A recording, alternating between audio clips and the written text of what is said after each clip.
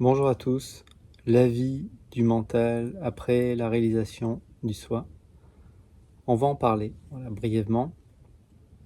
Alors, la réalisation du soi, c'est reconnaître, ce que nous sommes.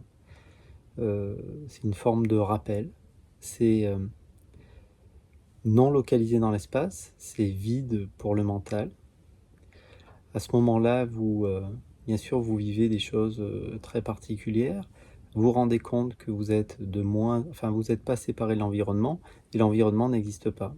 Il n'y a que le soi. Donc on peut en témoigner de différentes manières. Il y a différents parfums.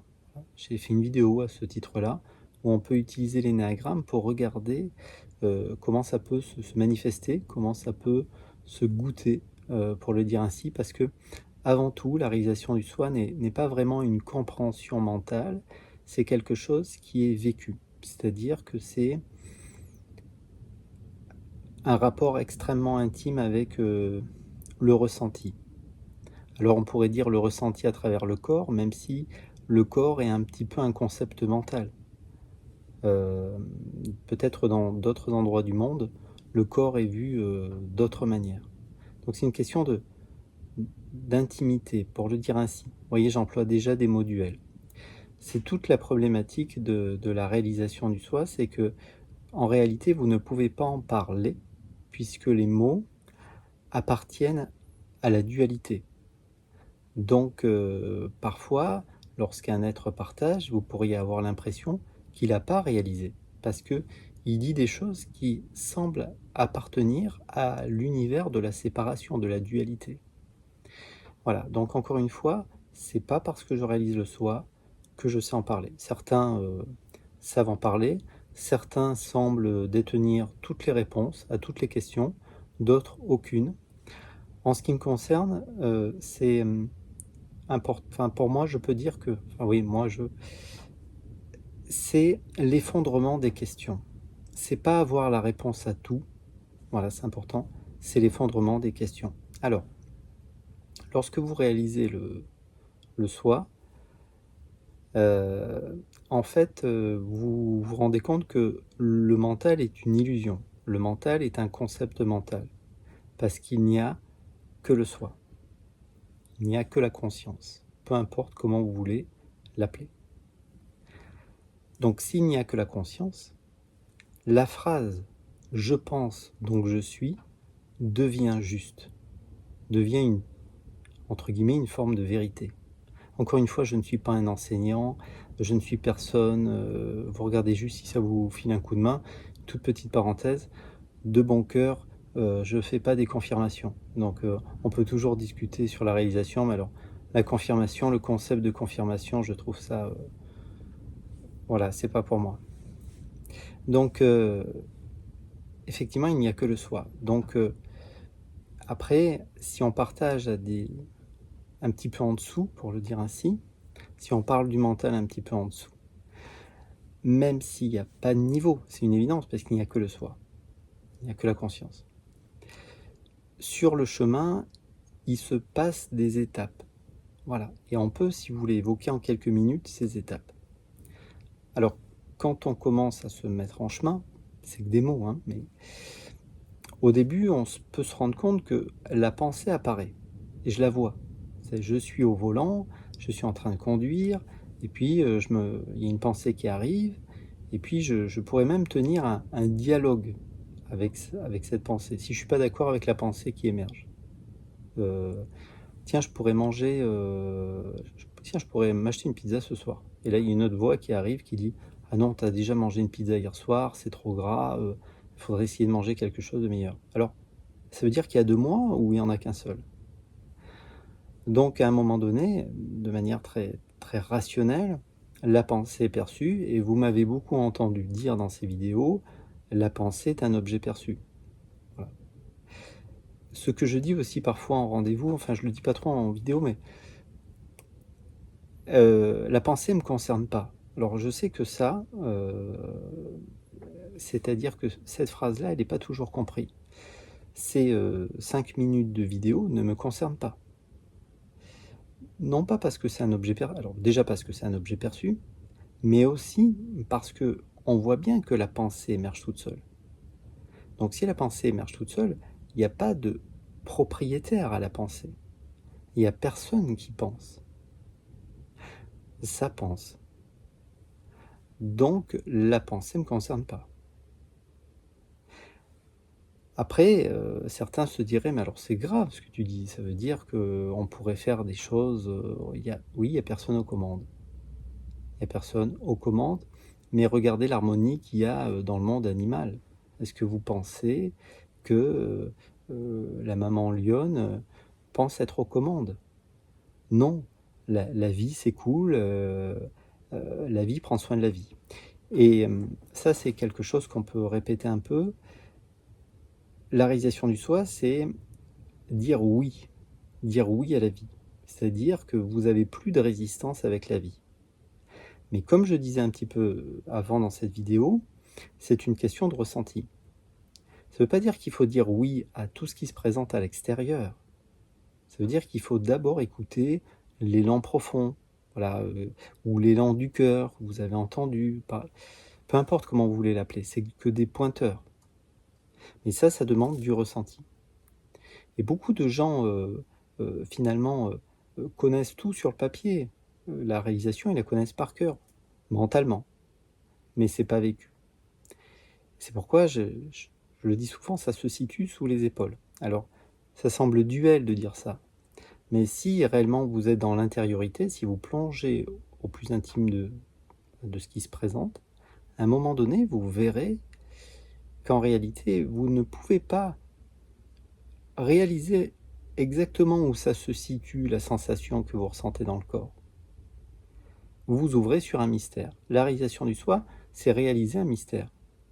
Donc vous voyez, c'est pas comme réaliser un gâteau au chocolat. C'est-à-dire s'établir dans un mystère, ce qui serait un drame pour le mental, mais vous ne vivez plus au niveau mental. Mais le mental fait sa vie. C'est-à-dire que les mots coulent. Les mots coulent, ça sort, ça ne vous concerne pas, mais ça coule. Et vous pouvez toujours l'utiliser. Alors revenons un petit peu en arrière. Première étape, il y a la désidentification à la pensée, voilà, sur le chemin, qui est tout à fait naturel.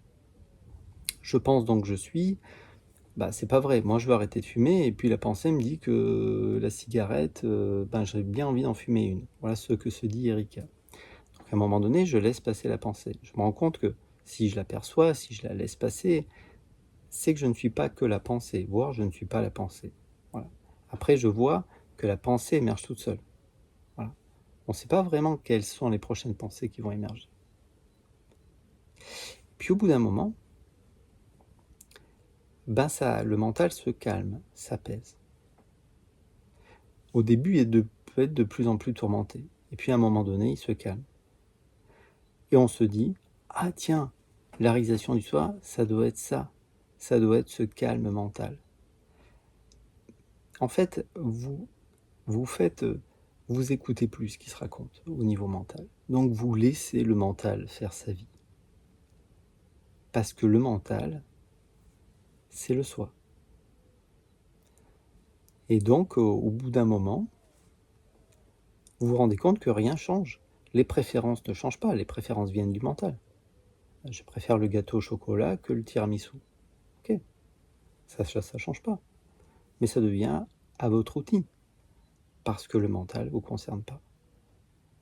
Sur le plan manifesté. Mais dans l'absolu, c'est le soi. Et donc, à un moment donné, quand vous vous établissez, tout simplement, dans ce que vous êtes, après, peu importe ce qui se raconte, ça ne vous concerne pas. Ça se raconte. Alors le jour, je partageais une vidéo, voilà, et je parlais de ce qu'on appelle l'amour, et je disais que c'était un mot qui était très mal utilisé, parce que, bien oui, on appelle amour des choses qui sont très différentes. Donc j'aime mon chat, j'aime le tiramisu, j'aime ma maîtresse, j'aime les voitures de sport. Voilà ce que se dit Erika. voilà, c'est du business, hein. C'est un petit peu, c'est pas vraiment de l'amour. L'amour, c'est simplement une présence à ce qui est sans juger. Ça y est, je remplis des mots duels. Alors quelqu'un qui entend ça se dit: «Ah, t'as vu, il a pas réalisé le soi parce qu'il a dit, être présent à ce qui est». En fait, le problème, c'est que les mots n'exprimeront jamais ce que c'est.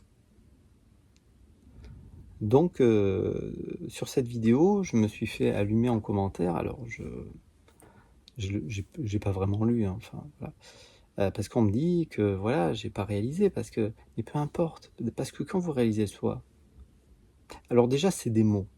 Vous ne réaliserez jamais mentalement le soi. Il suffit que vous regardiez 3 êtres qui partagent sur la réalisation de notre nature véritable, et vous avez 3 témoignages différents. Qui a raison?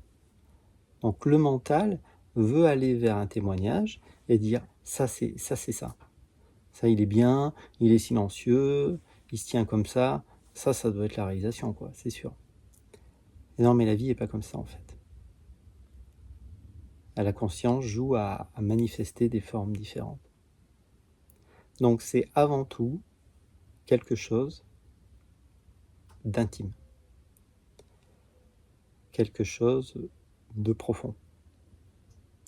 Et ça veut rien dire profond, mais ça se situe vraiment au niveau du ressenti. C'est comme si à chaque instant j'étais en prise directe sur le courant interne.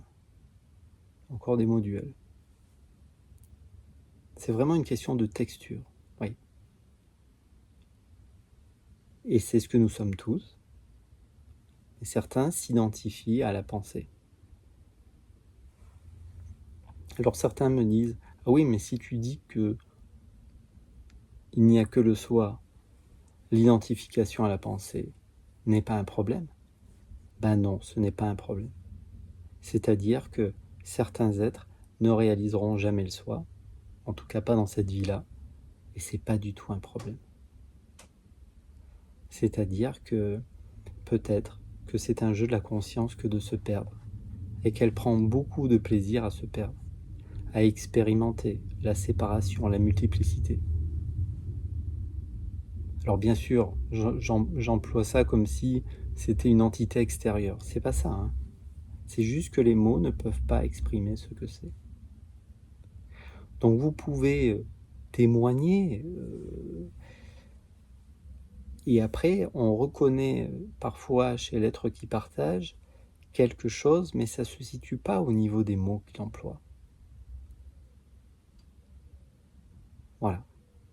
C'est tout ce que je voulais exprimer. Donc le mental n'est plus un problème. Les pensées n'ont pas besoin d'être des pensées positives, parce que positif et négatif, ça appartient